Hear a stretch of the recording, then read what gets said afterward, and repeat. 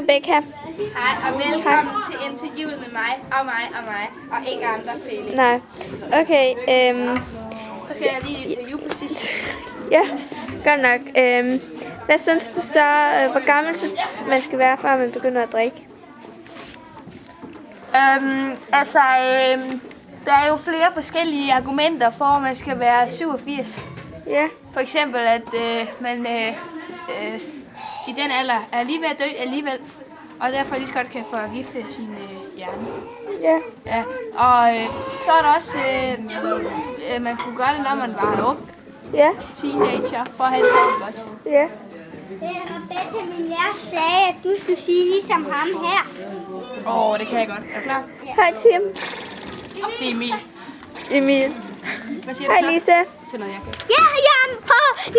Så går det væk. Så må jeg spørge dig om nogle spørgsmål. Han hedder fandme stadigvæk Emil. Ja, Emil. Hvor gammel synes du? Hvor gammel synes du, man skal være, før man begynder at drikke? Jeg synes, man skal... Det vil jeg fedt. Så synes jeg, at man skal bestemme sammen med sine forældre. Jeg synes ikke, at der er nogen grænse. Synes du ikke det? Hvor gammel synes du så, man skal være, før man begynder? Altså, der hvor man begynder, det er nok sådan 14. Jeg synes, man skal være 1000 år. Hvor gammel synes altså, Hvis du bliver det, må du gerne drikke. Hvor gammel synes du, man skal være, før man begynder at købe alkohol og sådan noget? Hvad synes jeg, man skal være? Lige så gammel, som man må drikke det. 16. 16 år. Okay, tak piger. Det var så lidt 10 kroner. Okay, hej hej.